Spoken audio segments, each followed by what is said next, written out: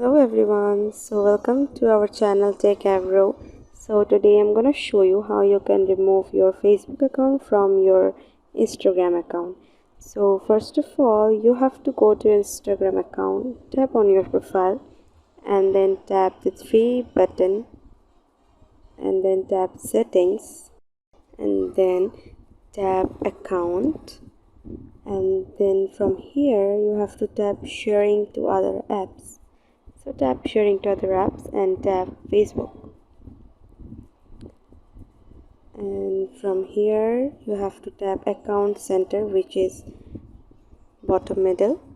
Tap on account center and you can see account settings. So from here tap accounts.